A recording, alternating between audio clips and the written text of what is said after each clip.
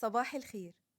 النهاردة هنحضر 4 أنواع من عصير الليمون، ولكن بإضافات مختلفة. أتمنى إنه يعجبكم وتجربوه. أول نوع هو عصير الليمون بالبرتقال. هنحتاج بشر حبتين برتقال وحبتين ليمون، ولكن لو مش هتقدموه مباشرة بعد ما تحضروه فنلغي الخطوة دي وما نضيفش بشر ليمون والبرتقال. بعد كده نقطع 3 حبات برتقال و6 حبات ليمون لقطع صغيرة بالشكل ده، ونضيف عليهم 1 كوب من السكر ونعجنهم مع بعض لحد ما السكر يدوب، ونغطيهم لمدة نص ساعة.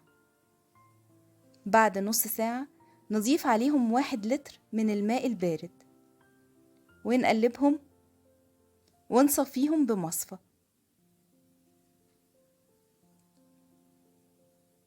ونضغط على الباقي بالمعلقة ننزل كل اللي فيه، ونضيف عليهم تلج كتير. وبكده عصير الليمون بالبرتقال أصبح جاهز.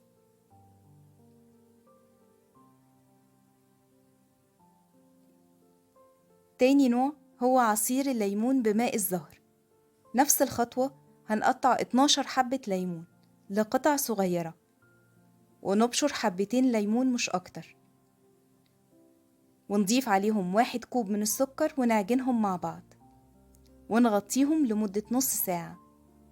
بعدها نضيف 1 لتر من الماء البارد ونقلبهم مع بعض ونصفيهم.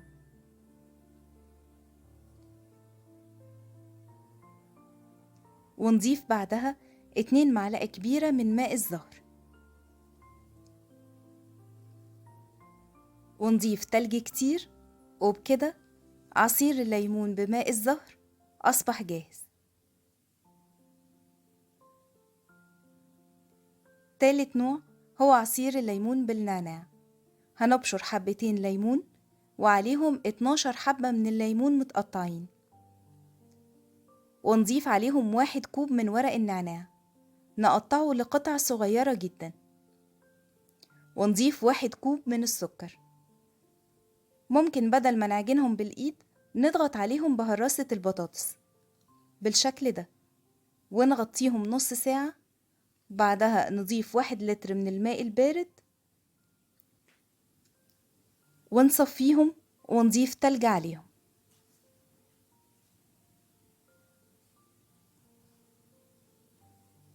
ممكن نضيف لمكعبات التلج ورق نعناع.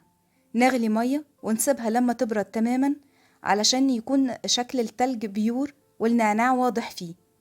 بعدها نضيفهم لقوالب التلج ونضيف في كل واحدة ورق نعناع، ولما تتجمد بتكون بالشكل ده. ممكن كمان شرايح ليمون. رابع نوع هو عصير الليمون بالفلفل الأسود.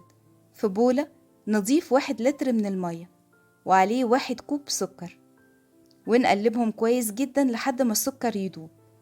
بعدها نضيف 3/4 كوب من عصير الليمون، حوالي عصير 12 حبة ليمون، ونضيف رشة من الفلفل الأسود حوالي ربع معلقة صغيرة ونقلبه ونضيف تلج.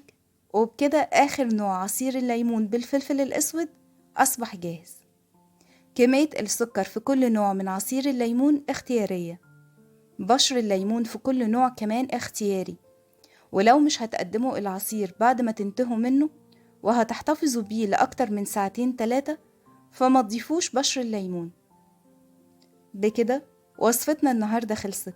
لو عجبتكم الوصفة اضغطوا على لايك، وإذا حابين يوصلكم إشعار بكل فيديو جديد اضغطوا على سبسكرايب وعلى الجرس واختاروا قول أو كل.